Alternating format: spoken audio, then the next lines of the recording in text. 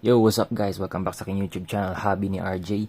And for today's video guys, may iba tayo ng konti guys. Mag-unbox ako guys ng isang kit na a copy kit of Tamiya na Mac frame. So, etong brand na to guys is Daxing brand. So, madami na din ganito ako nakikita online. So, medyo na-curious lang ako guys kung ano bang quality ng klaseng kit na ito guys. No? Kung kaya niya bang sumabay dun sa quality ng mga authentic Tamiya. Re-review ko to guys. Yung mga laman niya, materials niya, kung same ba ng structure dun sa mga authentic Tamiya. Although wala akong authentic na Mac frame fighting Korea. Kasi this is a Mac frame fighting Korea. Kung sa Tamiya mo to pagbabasehan guys. Pero I will try my best na lang guys, no? Based on my experience na din sa pag-unbox ng mga authentic Tamiya. Tingnan natin kung may mapupuna tayo guys na pinagkaiba or may kapareho ba silang features doon sa mga authentic Tamiya. And this is my first time to unbox a copy kit guys, no? Though hindi naman first time na nagkaroon ako ng copy kits kasi way back ng mga 2000s, madami nang lumabas ng mga copy kits guys, no? And for sure, iba sa inyo meron ding mga copy kits. But for this time, nagustuhan ko yung Daxing na brand. Ito, Daxing na brand. Kasi, yung mga chassis nila, yung mga series nila, may counterpart talaga doon sa real na Tamiya. So, may AR chassis din sila. S2, FMA. Parang may VS din. So, yung MA parang wala ko nakitang MA. So, ito na guys, no? Let's go sa review. Yung napansin ko sa box, guys. Ito, na-appreciate ko to guys ng konti kasi may supot siya, guys. So, very secure. Parang mas more secure pa nga siya dun sa mga legit na Tamiya boxes. Kasi yung mga Tamiya boxes, guys, nakatape lang yun dito. No? Kapag bibili kayo ng brand new yun, nakatape lang talaga. So, ito, this is a plus points kasi meron siyang cover. Secure na secure yung mga parts and accessories. Yan, may branding din siya. May Rev series din na nilagay. Although, mapupuna mo naman agad, guys, yung box from the original. Kasi pansin agad Chinese characters. Yan. May FMA chassis din. So, pati yung chassis pala, nilabel nila. Buksan natin, guys.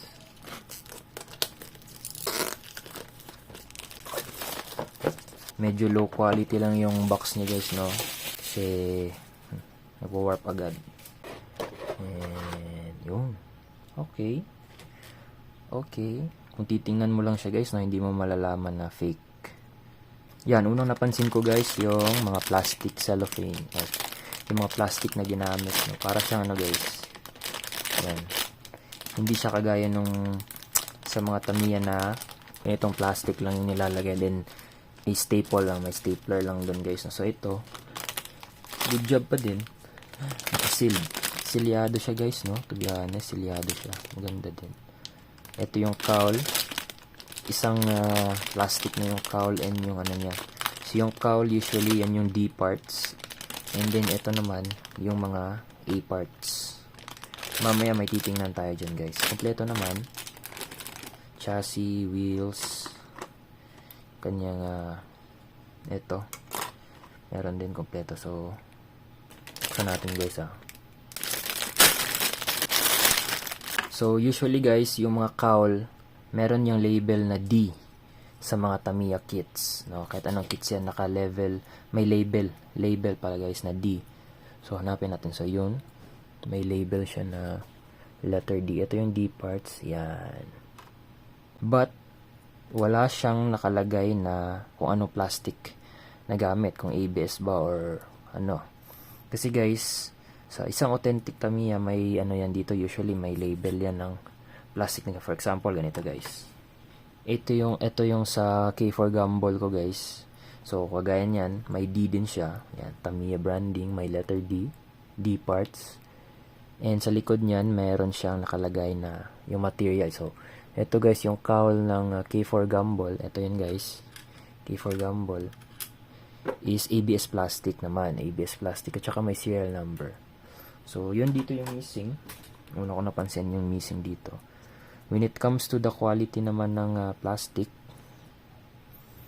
okay naman. Decent naman. Decent naman siya, guys.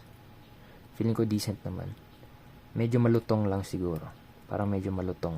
Kasi yung mga Tamiya medyo flexible guys eh. Para to resist impact. Ito naman medyo malutong. Yan, parang crispy. Ganun. So, ito. Usually, ito yung A parts. So, meron siyang A parts. Yan. A parts guys. Kita nyo naman siguro, diba? Yan. And sa pagkakaalam ko, usually, yung mga A parts is POM yan.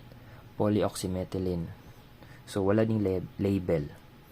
Kasi yung polyoxymethylene guys or POM, ito yung A parts ng K4 gumball ko guys. Yan guys, POM siya. POM. So yan kasi yung klase ng plastic na low friction. Kaya dito nilagay yung underguard, yung eyelet sa wheel shaft, yung rollers kasi kailangan low friction yan. Para smooth yung ikot ng wheel shaft doon sa eyelet, smooth yung ikot ng mga rollers natin sa racetrack and then pati dun sa screw. At saka ito din, hindi siya masyadong mag-cause ng resistance kasi underguard yan. So smooth lang lahat. So ito, hindi natin alam kung POM ba to guys, no? So parang sa pagkakaano ko, halos same lang sila ng texture dito sa cowl. Pero visual wise guys, no, yung kopyang-kopya niya guys, yung molde ng mga authentic na FMA. Yan, meron din siyang FMA chassis. FMA chassis na embossed. Yan. Kinaya din nila. Tsaka dito din sa cover ng motor. Meron ding FMA chassis guys. Ganyan na ganyan yung mga FMA. Very flexible yung rear stay niya. One of the important na parts ng isang Tamiya chassis. So usually guys, meron yung branding dito ng Tamiya, ito wala. And yung dito naman missing yung kind of plastic niya guys, no? So pakita ko. Kasi sa mga FMA meron diyan. Yan, dito.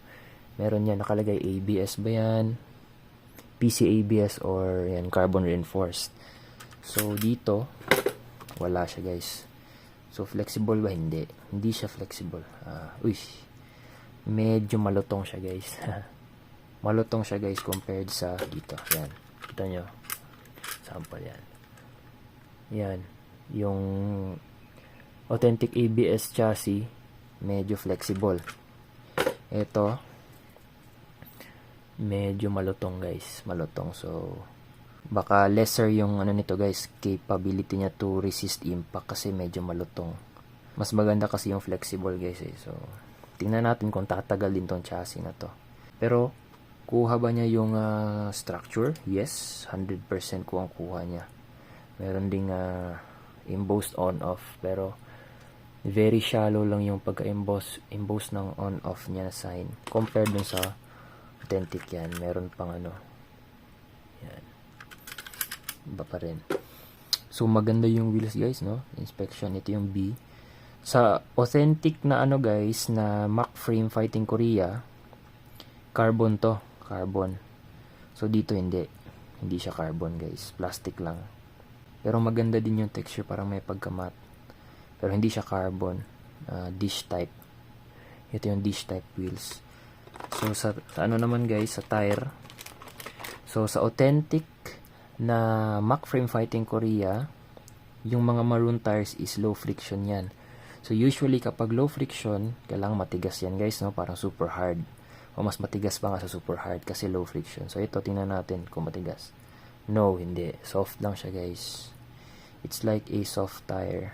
A slick tire ng stock. So color lang. And wala ding serial number. Kasi usually may serial number yan. Expected naman na yan guys, no? Copy lang naman. Ito yung motor niya guys. No label, no branding, and naka black yung tip niya. So ikutin ko nga. Kasi yung mga Tamiya soft smooth yan. Medyo konti rough konti. And usually sa mga copy kits guys, malalakas yung stock motor nila guys. So tingnan natin kung pag nabuo na natin to kung malakas din ba to. So yung grease, yellow yung packaging niya, hindi blue kagaya nung sa mga Tamiya. Blue kasi lagi. Ganito yung sa mga Tamiya guys, blue. Medyo malaki ito ng konti. Okay sa gears. So napansin ko na agad yung difference guys sa gears. So this is a 351 type kasi nga blue and yellow, hindi yung orange. But yung sa ano guys, counter gear close yung kulay niya. Yung sa yellow naman malayo. And then yung sa crown gear guys, matingkad yung kulay masyado ng crown gear guys. Yung crown gear is, tingnan natin kung magsingkapal ba. Yun. Kasi usually guys, yung orange crown gears, mas makapal yan compared dun sa pink. Yan. So yan yung difference guys. Manipis onte yung ano natin. Tsaka malalim yung ano guys, tingnan nyo. Yung mga ano, yung teeth, malalim yung ito. Medyo malalim compared dito. So para siyang yung structure niya, may pagka pink. Yung pink crown gears, parang ganito. Yan. Yun nga guys. Parang pink nga. Yan guys. Yung size niya. Yung kulay lang yung nag-iba. Pakita ko yung difference ng pink and orange. Yan. Diba? Medyo manipis ng konti itong ano. Kaya kapag itong orange gear nilagay mo dun sa mga AR or Super 2, hindi nagmamatch yan. Mahigpit yan.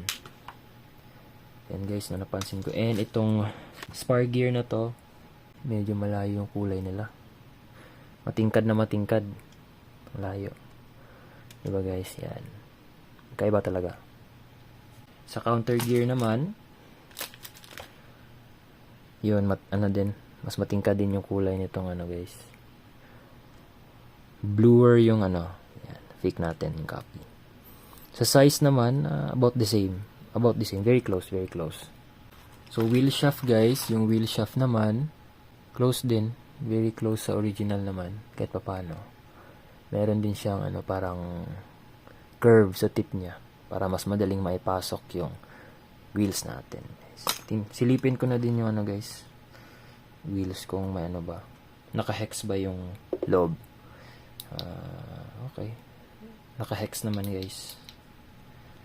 Next, eto, medyo na-surprise ako dito guys. Sa ano niya? Sa propeller shaft. Ang original propeller shaft ng mga FME guys ay ganito. Yan. Gray. Malayo siya guys sa kulay. But, may feature dito guys na somewhat advantageous dun sa kit. Kasi ito, naka-round tip na siya guys eh. So, makakakita ka ng ganitong klaseng wheel shaft kapag bumili ka ng hollow propeller shaft na pang FMA. So, yung purpose niyan guys, para na-hollow siya, ay parang rounded siya dyan, is lesser yung friction. Kasi kapag ganitong klaseng propeller shaft, lumalapat ito lahat sa chassis mismo, dun sa catcher ng ating propeller shaft. So, yung iba, talagang nagpapalit ng hollow propeller shaft or kinakat yan dito, kinakat para mag-lessen yung friction. So, for example, para may ano kayo, may basis kayo sa sinasabi ko. So, ito yung sinasabi ko guys na hollow propeller shaft. So, rounded siya. Yan. So, konti, at the very least, konti na lang yung lapat niya dun sa chassis. So, lesser yung friction natin dyan, no, guys. No? So, yun yung purpose ng mga ganyang klase, rounded. So, sa iba naman, ginaganito nila, kinakat nila yung edges. Ito sa AR to guys ha. Pero usually din sa FMA, ginaganon din nila, kinakat nila yung edge para lesser yung friction. So, yan yung purpose nito guys. So, magandang feature to guys, to be honest. iba nga lang yung kulay niya. Iba nga lang. At isa ko pang napansin guys, yung pinion gear niya guys. Kasamang pinion gear niya is dalawa guys. Dalawang white. Sa mga authentic Tamiya guys, isa lang yan. It's either pink, yung purple or yung black na carbon. So, kung hindi ako nagkakamali, sa Fighting Korea na Mac frame is naka-black yan guys, carbon. So dito dalawa. Yung mga roller screws naman niya guys, halos same din dun sa authentic na Tamiya. And lima guys, may isang extra yan lagi. Kahit sa Tamiya may extra yan lagi. Then yung washers naman, same size naman, feeling ko same size, pero may mga iba akong napapansin guys na yung butas niya is hindi pantay. Medyo tabingi. And medyo may pagka-rough edge yung sa loob na hole. And itong mga 5mm screw niya guys, Parang hindi to 5mm guys eh. Sa Tamiya kasi guys, iba yung kasali nila. Ito yung gagamitin nyo pang ano eh, pang attach doon sa rear stay to the chassis. So ganito guys, iba siya guys, parang 6mm to guys eh. So ganitong klase yung sa Tamiya guys, no. Medyo flat yung head niya. Yan. Dito kasi naka-round head at saka mahaba, parang 6mm. Sa Tamiya kasi is 5. So yun yung napansin ko pa isa guys. Tingnan din natin yung stickers guys and manual. Very ano din guys. Pattern with Tamiya. Very close din yung pagkakagawa dito. Ganito din. Yan, meron din siyang labeling. Stickers naman, maganda din guys. Foil type. Pero unlike sa Tamiya, yung Tamiya kasi may excess yan lagi dito guys. May boundary. So ito wala. May name din. Ganda. May mga branding din. Foil type. So, usually pag mga ganito guys, nagkakatalo na lang kung gaano kakapit yung stickers. Kasi tested and proven na yung Tamiya guys eh. Talagang makapit kapag authentic. Yan. Tingnan natin kung makapit din to guys. So, yun lang. So, that's it guys for this video. Puputulin ko na muna dito and abagan nyo yung next video nito guys. Yung build naman yung gagawin ko guys. So, see you. Peace.